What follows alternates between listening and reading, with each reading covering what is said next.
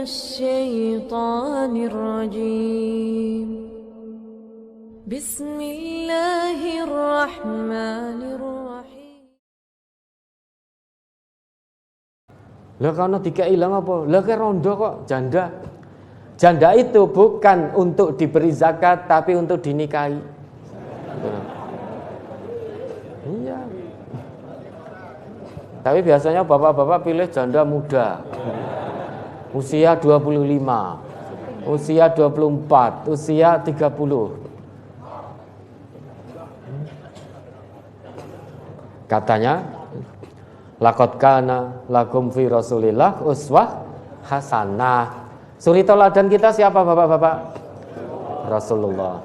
Rasulullah ketika pertama kali menikah, jarak dengan istri beliau berapa? Yang dinikahi Nabi itu seorang janda atau yang bukan janda?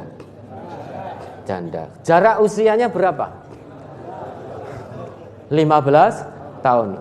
Lebih tua Nabi atau Khadijah? Khadijah. Nabi usia 25, Ummul Mukminin ibunda kita Khadijah usia 40 tahun. Apa aib? Tidak aib. Kalau jenengan katakan aib, seorang pemuda menikahi seorang janda, jenengan katakan aib, berarti jenengan sedang mengolok-ngolok Rasulullah. Rubah pola pikirnya. Rubah pola pikirnya. Yang punya anak ini loh. Mana anakku perjaga ting-ting masuk untuk rondo. Kalau itu sampai terucap, jenengan secara tidak langsung mengolok-ngolok Rasulullah. Na'udzubillah. Makanya luar biasa Allah itu menjaga seorang janda. Kehormatan seorang janda benar-benar dijaga oleh Islam. Dan itu dibuktikan. Allah perintahkan pertama kali kepada nabinya untuk menikah yang pertama kali dengan seorang janda. Istri Nabi yang tidak janda itu hanya satu. Selebihnya semuanya janda. Yang tidak janda itu hanya satu. Dan pernikahan pertama beliau dengan seorang janda. Ini berarti Allah menghendaki menjaga kehormatan seorang janda. Lah kok tiba-tiba sampai ke Indonesia, janda kok dianggap tabu iki kayak piye terusan? Kenapa? Ya karena pola pikir kita terbalik, sudah tersesat tanpa sadar. Maka seringkali kita, ya iman anakku ganteng, kuliahnya dhuwur, masa entuk rondo. Wah, ini berarti mengolok-ngolok Nabi tanpa dia sadari. Tanggung sendiri nanti di hadapan Allah. Wong janda aja dimuliakan oleh Allah sedemikian rupa kok, masa kita olok-olok? Ini tidak sedang guyon, serius ini. Serius, rubah pola pikir yang terbalik itu. Itu pola pikir yang sesat dan menyesatkan.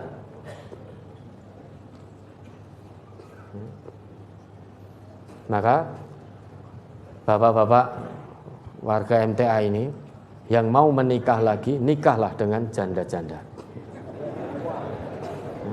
Ibu-ibu kendel dulu ya. Jangan protes dulu. Dengan catatan, dengan syarat apa ibu-ibu? Nah, kenceng toh jawabannya.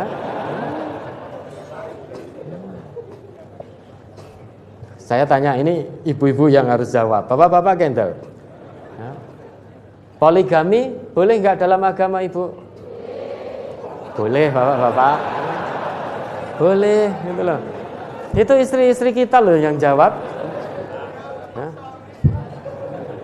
Dengan syarat apa bapak-bapak? Nah. Ya sudah pirsa toh?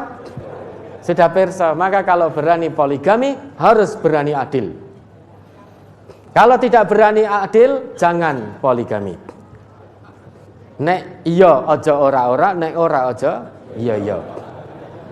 Fa illam ta'dilu fawahidah. Ini syarat dari Allah. Poligami itu boleh dengan syarat dari Allah adil. Kalau sudah berani poligami, berani adil, lahir batin adil. Kalau tidak berani adil, jangan coba-coba poligami. Jangan lantas mengatakan, oh kalau dicoba ya, kalau belum dicoba ya tidak tahu no Ustaz, saya adil atau tidak. Gitu.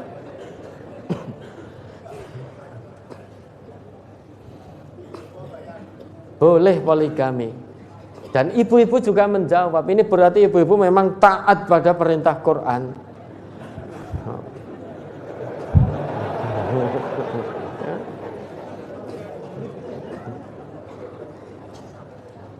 Mungkin dalam hati ada lanjutannya. Bolehnya kuat secara lisan, dalam hati dilanjutkan, tidak disampaikan, asal jangan suami saya. Dan bapak-bapak juga sudah pirsa syarat adilnya, syarat poligaminya. Yaitu sekali lagi apa bapak-bapak? Nah, sudah ada? Berarti kalau tidak adil, dosanya jenengan tanggung sendiri di hadapan Allah. Bukan berarti poligami dilarang oleh agama, boleh kata Allah. Fankihu ma tobalakum minan nisa'i masna wa sulasa wa ruba. 2, 3, 4. Nikahilah wanita yang toyibah, wanita yang baik-baik. Nikahilah wanita yang baik-baik, yang bisa kita ajak bergandengan tangan menuju surganya Allah, menuju keridhaan Allah. 2, 3 atau 4. Loh ini ibu-ibu, 2 loh, mulainya dari 2 loh. 2, 3, 4. Nah ini penafsiran yang ngaco kalau mulainya dari 2. Tetap sebelum ada 2, 1. Maka ini perintahnya pada laki-laki yang sudah ya, kalau mau menikah ya, kalau mau menikah itu mesti lewat 1 dulu. Bisa enggak langsung 2 istri begitu? Ya mesti 1 dulu. Oh itu dibarengkan 2 ijab qabulnya apa bareng? Saya nikahkan Anda, saya nikahkan Fulanah binti Fulan, itu kan mesti 1-1. Tidak langsung bareng-bareng. Kalau bareng-bareng itu piye terusan? Ijab qabulnya kan 1-1. Meskipun resepsinya bareng. Meski harus melalui 1 dulu. Meski jarak antara istri pertama dan kedua ijab qabulnya hanya 1 menit jaraknya, tapi kan yang sah 1 dulu. 1 menit berikutnya baru istri kedua. Maka nikahi yang baik-baik 1, 2, 3 atau 4. Fa ilam ta'dilu fawahidah. Jangan coba-coba kamu. Kalau kamu tahu kamu tidak bisa berlaku adil, maka 1. Tidak mungkin kita ini nggak ngerti adil atau tidak adil. Kalau jenengan bapak-bapak sudah jatuh cinta pada seorang perempuan, ini mau dijadikan istri kedua, hati jenengan itu sebetulnya merasa isa adil apa ora gitu loh. Bisa adil atau tidak itu bisa merasa, paling tidak dari sisi nafkah lahir. Kalau punya istri 2 bisa enggak, sedang istri 1 saja terus kekurangan. Istri 1 saja yang kerja istrinya. Ya toh? Bahkan angsuran suami yang bayar istrinya. Lah kok suaminya tiba-tiba mau poligami dengan dalih ingin mengamalkan perintah Al-Qur'an. Padahal istri 1 saja yang menanggung makan harian si istri, bukan suami. Memberi nafkah istri saja tidak mampu. Lah kok mau nikah lagi? Lah terus engkau piye? Lah nanti istri kedua juga saya suruh kerja Ustaz. Penak toh? Adil saka ngendi? Udah suami ya seperti itu seret cemplung ke neraka. Itu baru lahirnya. Hati itu sudah merasa, sudah ngerti adil atau tidak. Belum lagi dari nafkah batin. Kebetulan istri pertama sudah sepuh, yang kedua muda. Usia ya 20-an, 25, 30. Yang pertama sudah 60 misalkan. Sudah 55. Yang kedua masih 24, 25, 26. Dari sisi batin, engkau sing ning istri tua wis wegah. Ya know? Wis males. Kalau sampai ke istri tua alasannya wis kesel mung njaluk pijet terus. Ya know? Bu, aku kesel pijetono keroono. Nanti kalau masalah batin datang ke istri kedua. Ketika istri pertama mengingatkan, Mas, suami itu selain kewajiban memberi nafkah lahir juga kewajiban memberi nafkah batin. Aku keselit, Bu. Aku keselit, Dek. Sok wae ya. Besoknya diingatkan lagi, aku jek kesel. Tapi kalau ke istri mudanya mempeng. Adil enggak kira-kira? Enggak adil. Tidak adil sudah. Maka ingat bapak-bapak ya, poligami itu pintu surga terbuka lebar saat jenengan adil. Selain itu pintu neraka juga terbuka lebar kalau jenengan tidak bisa adil. Pilih 1 atau 2 atau 3.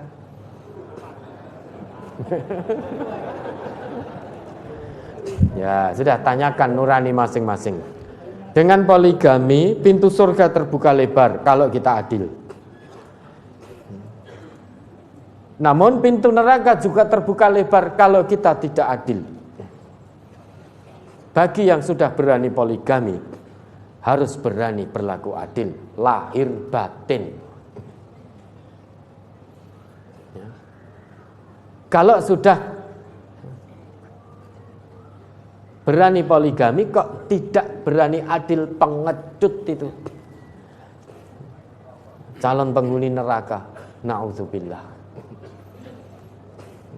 Maka bapak-bapak ya, kalau poligami adil ya, berlaku adil. Jangan hanya menuruti hawa nafsu. Ada unsur keadilan yang harus kita penuhi. Kita jenengan ding kok kita berarti termasuk saya.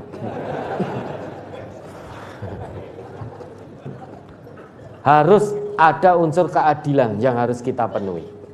Ibu-ibu tidak usah khawatir ya. Kalau suaminya poligami kok tidak adil, ya. Apa solusinya? Mudah solusinya. Bantu suaminya untuk berlaku adil. Kalau mau terbuka pintu surganya lebar-lebar. Ya, ada lagi. Ini saya sambung pertanyaan dari seorang wanita yang minta cerai karena dipoligami. Saya ini istri yang durhaka kepada suami. Suami saya itu ingin menikah lagi, Ustaz. Ketika itu saya mengizinkan. Terus saya pikir-pikir, nanti kalau kasih sayangnya kepada saya berkurang, terus saya minta cerai. Padahal suami saya itu pandai mencari uang, bisnis dan penghasilannya besar, dan berjanji ingin berbuat adil dan sayang kepada saya. Karena rasa cemburu saya besar, terus saya minta cerai. Setelah cerai, saya menyesal, Ustaz. Saya ingin kembali lagi walaupun dipoligami. Apa gimana? Walaupun ya dipoligami. Ya, jadi istri kedua gantian. Yeah. Ya, semoga suami saya mendengarkan pertanyaan saya ini lewat radio. Oh, berarti suaminya di sini nih? Di rumah ini kayaknya, Ustaz. Oh, di rumah. Karena harapannya mendengar lewat radio. Ya. Pertanyaan saya, Ustaz, apakah saya ini dosanya besar? Saya sudah menolak suami saya itu nikah lagi. Mohon segera dijawab, Ustaz, biar suami saya bisa berpikir untuk menikahi saya lagi, Ustaz. Ah, wis ra gelem. Nah, sudah ndak mau, sudah. Ayo, kapokmu kapan? Dulu jadi istri pertama, suami menikah lagi. Kemudian minta cerai, delala dicerai tenan. Lah sekarang ingin jadi istri kedua. Ya toh? Mudah-mudahan suami mendengar dan ingin menikahi lagi. Ya, belum tentu. Belum tentu.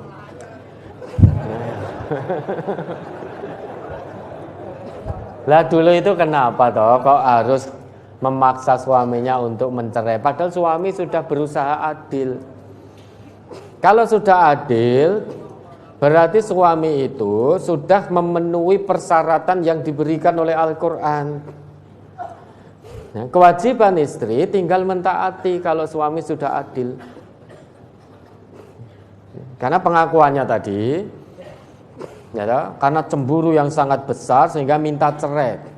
Rumangsane engko nek aku njaluk cerai, suami milih saya mencerai istri kedua, ternyata dicerai tenan istri pertama. Kalau dicerai bingung. Makanya suami sudah adil, ya toh? Suami sudah adil, istri itu tinggal mentaati. Kalau suami tidak adil, ingatkan, bantu suaminya untuk berbuat adil. Lah ini cemburunya ditekan. Jangan dimunculkan, jangan mendominasi cemburunya. Karena cemburu itu boleh tidak atau cemburu? Boleh, tapi ojo nemen-nemen. Ya, kalau nemen-nemen itu setan sudah masuk nanti. Setan masuk, alah kono ditukokke ngene kowe kan ora. Itu setan. Setan masuk nanti. Oh, suamimu itu kalau manggil istri duanya itu wah dengan penuh cinta, beb ini itu sayang. Nek manggil kowe kan ora tau nganggo beb, sayang dan lain sebagainya. Itu setan sudah.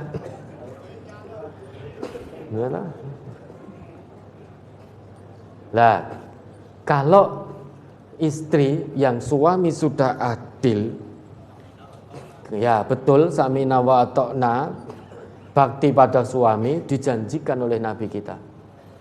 Idza shallatil mar'atu khamsaha.